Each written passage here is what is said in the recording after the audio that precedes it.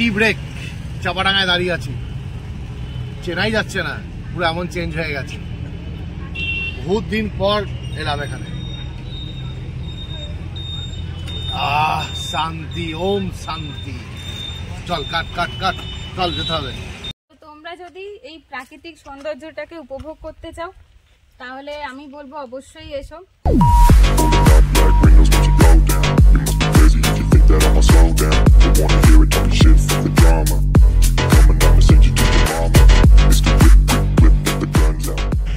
নমস্কার বন্ধুরা, কেমন আছো সবাই? সকাল সকাল আবার বেরিয়ে পড়লাম রাইডের জন্য।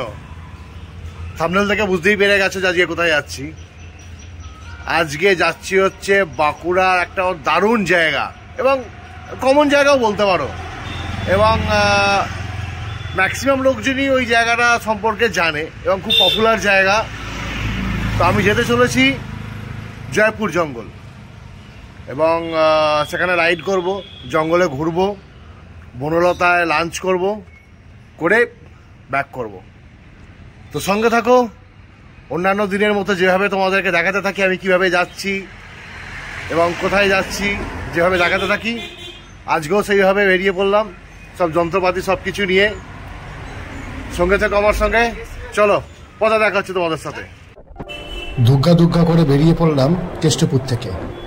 এখনো কিন্তু সকালের হাওয়াটা বেশ ঠান্ডা লাগছে, বেশ গা শিরশির করছে। আমি এখন 1 নম্বর এয়ারপোর্ট ক্রস করছি। আজ কিন্তু আমি একা যাচ্ছি না, আজ এটা কোনো সোলো রাইড নয়। আজ যাচ্ছে আমার চ্যানেলের এডিটার এবং আমার রাইডিং পার্টনার। ওই তো দূর থেকে দেখতে পাচ্ছি সে দাঁড়িয়ে আছে।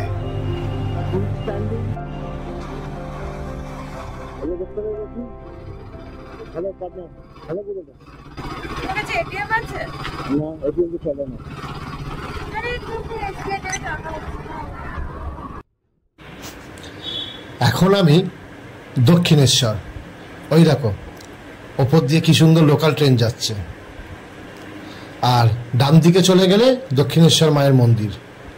ওই দেখো স্কাইওয়াকটাও দেখা যাচ্ছে। দক্ষিণেশ্বর বালিহল টোপকে আমি এবার হাই রোড ধরব। আমি ধরব দুর্গাপুর হাই রোড। ওই দেখো বাঁ দিকে চলে যাচ্ছে বোম্বে রোড, আর ডান দিকে চলে যাচ্ছে দুর্গাপুর হাই রোড। আমি চলে এলাম ডানকুনির সিগন্যাল মোড়ে। সোজা চলে গেলে ডানকুনি টোল ট্যাক্স হয়ে একদম বর্ধমান দুর্গাপুর চলে যাচ্ছে, কিন্তু আমি চলে যাব বাঁ দিকে। বাঁ দিক দিয়ে আমি ধরে নেব 26 নম্বর রোড, যেটা সোজা চলে যাচ্ছে একদম চাপাডাঙ্গা হয়ে আরামবাগ।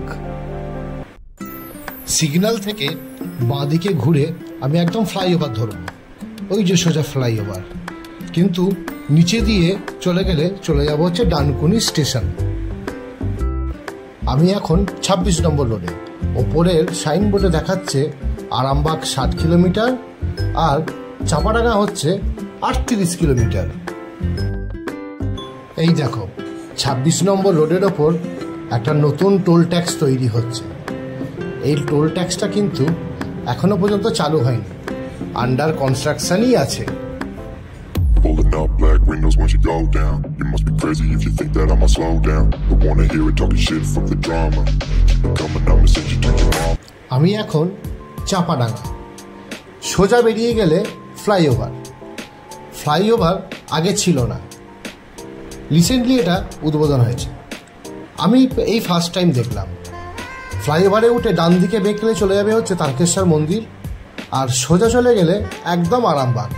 আমি ফ্লাইওভার ধরলাম না, কারণ আমি 1 কাপ চা খাবো, তাই বাম দিকে বাইপাসের রাস্তাটাই ধরলাম।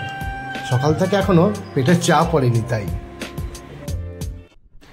ওরে বাবা, টেকাটার অবস্থা খালি দেখো, আর কোনো জায়গা ফাঁকা নেই, এত ভিড়। গুনে বলো দেখি কতজন লোক আছে, যদি সঠিক উত্তর দিতে পারো তাহলে পুরস্কার আছে। আমি এখন আরামবাগ ঢুকছি, প্রায় ঢুকেই গেছি আরামবাগ। এবার একটা হল্ট নেব, কারণ প্রচন্ড খিদে পেয়েছে। একটা খাবারের দোকান দেখে দাঁড়াতে হবে। আরামবাগের মধ্যে একটা হোটেলে দাঁড়ালাম একটু ব্রেকফাস্ট করবো বলে। পেটে তো ছুঁচো ডন মারছে, না খেলে এখনও অনেকটা রাস্তাই বাকি আছে, আর হয়তো 45 কিলোমিটার মতো বাকি আছে এখান থেকে। তো খেতে তো হবেই, খিদে যখন পেয়েছে সেই জন্য দাঁড়িয়েছি এবং ব্রেকফাস্ট অর্ডার করেছি। খাবার চলে এসেছে। কী কী অর্ডার করেছি দেখো, রুটি, চানা আর ডিম ভাজা। ওই যার একজন খাচ্ছিস, কেমন টেস্ট কেমন করেছে খাবারে? খুব ভালো।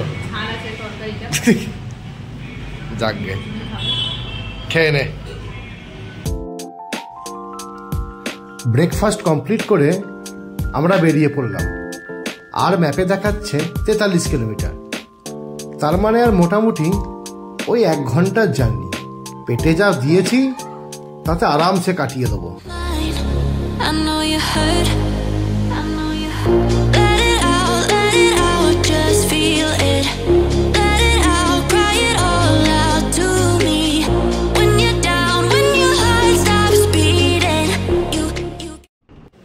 আমি এখন এলাম কতুলপুর বাস স্ট্যান্ড। সিগন্যালটা রেড হয়ে আছে, এই জাস্ট ছাড়লো। এই কতুলপুর বাস স্ট্যান্ড থেকে এই আইল্যান্ডের রাইট সাইড হয়ে ঘুরে গেলেই একদম সোজা চলে যাবো হচ্ছে জয়পুর জঙ্গল। ফাইনালি আমরা পৌঁছে গেছি জয়পুর জঙ্গল। এটাই হলো লাস্ট সিগন্যাল জয়পুর জঙ্গল ঢোকার আগে। সিগন্যালটা লাল হয়ে আছে, একটু দাঁড়াই।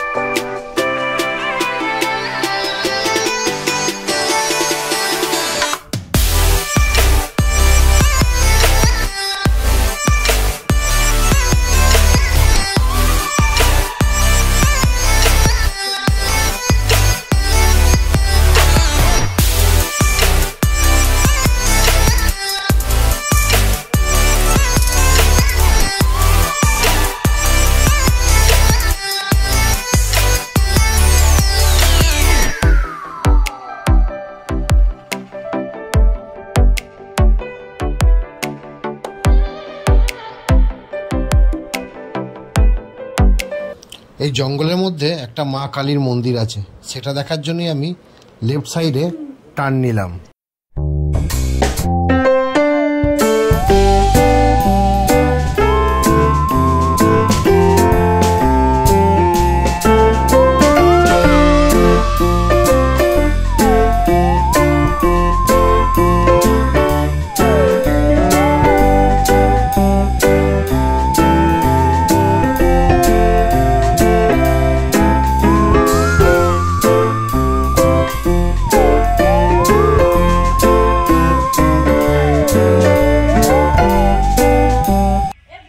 জঙ্গলের মধ্যে একটা সুন্দর মন্দির, মা ভবতারিণীর।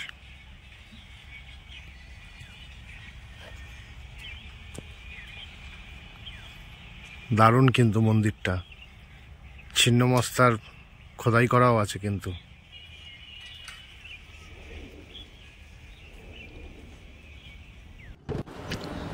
মা ভবতারিণীকে দেখার পর এবার আমরা বেরিয়ে পড়লাম। দেখলে পাশ দিয়ে কি সুন্দর মোষগুলো হেঁটে হেঁটে যাচ্ছে, পেছনে যাচ্ছে তাদের প্রভু, তাদেরকে চান করিয়ে এবার বাড়ি নিয়ে যাচ্ছে। হ্যাঁ, এবার আসল কথায় আসি। এবার আমরা বেরিয়ে পড়লাম এখানকার সবথেকে আকর্ষণীয় যে জায়গা, যেটা দেখার জন্য সবাই ছুটে আসে, সেই জায়গাটা গেস করতে পারলে কোথায়? আমি বলে দিচ্ছি। এই জয়পুর জঙ্গলের মধ্যে আছে সেকেন্ড ওয়ার্ল্ড ওয়ারের সময় ব্রিটিশদের তৈরি একটা রানওয়ে, যেখানে ফাইটার প্লেন ওঠানামা করত। আর এটার চলতি ভাষায় এটাকে বলা হয় চাতাল। আমরা সেটাই এখন দেখতে চলেছি।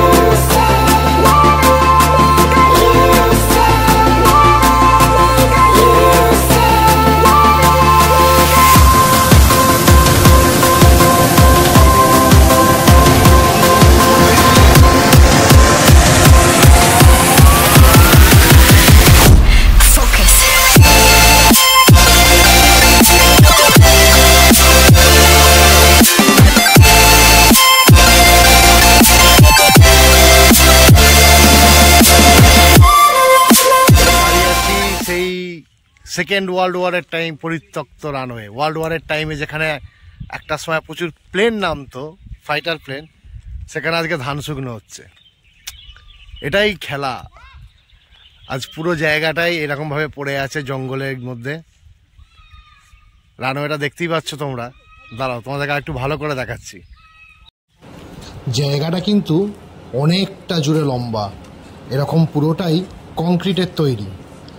ব্রিটিশ আমলে তৈরি বলে এখনও মনে হয় অক্ষত অবস্থা রয়ে গেছে, মাঝে মাঝে শুধু জঙ্গলে ভরে গেছে। রানওয়েতে আমার বাইক দাঁড়িয়ে আছে উড়বে বলে।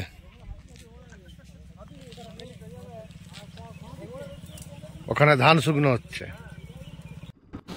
চলো এবার রানওয়েতে একটু বাইকটা ছুটিয়ে দেখি কেমন লাগে, তার সাথে এটাও দেখে নেব রানওয়েটা কত দূর পর্যন্ত বিস্তৃত।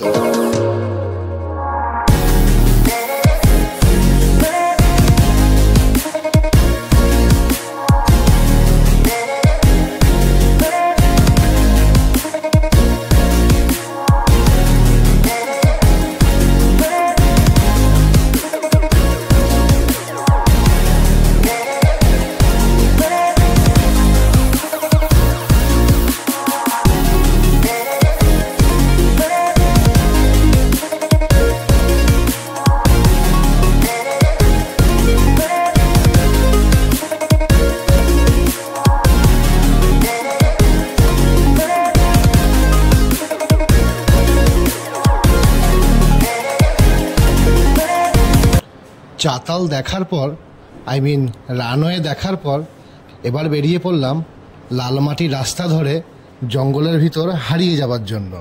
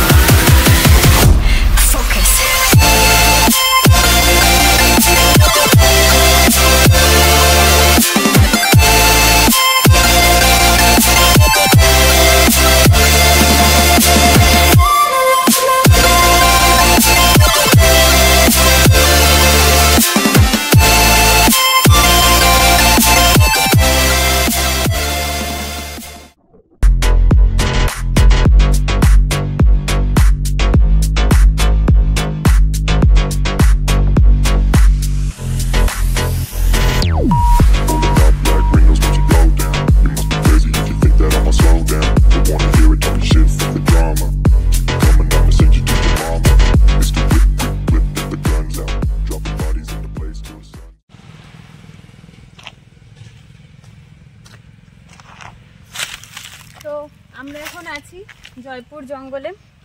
তো এটা তোমার বাঁকুড়া জেলায়। তো চারিপাশটা তোমরা দেখতেই পাচ্ছ কত সুন্দর, চারিদিকে একদম ঘন জঙ্গলে ভরা।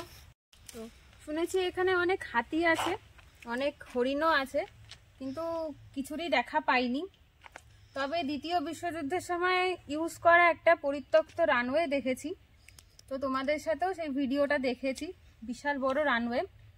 তো তোমরা যদি আসতে চাও বেশি সময় লাগবে না, কলকাতা থেকে মাত্র 128 কিলোমিটার দূরে। ডেসক্রিপশন তোমাদের দেওয়া থাকবে ভিডিওতে কিভাবে আসবে। তো তোমরা চাইলে এখানে আসতেই পারো। তো তোমরা যদি এই প্রাকৃতিক সৌন্দর্যটাকে উপভোগ করতে চাও তাহলে আমি বলবো অবশ্যই এসো, ভালো লাগবে তোমাদের।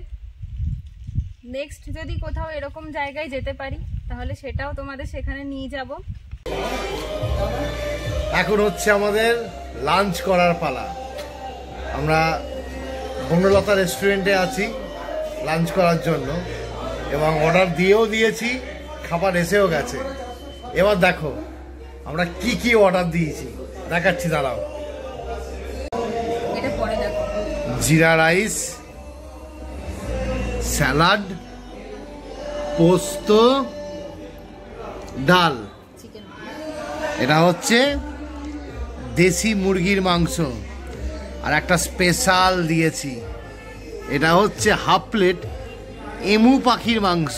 এমু দেখলাম মেনু কার্ডে আছে, অর্ডার দিয়ে দিলাম। বল কোনটা খাবি? এমু পাখি খাবি তো তুই? একদমই না, কেন? আমি চিকেন, দেশি মুরগি। আরে এমু পাখিটা নেওয়া হয়েছে তো টেস্ট করতে হবে তো এমু পাখিটা।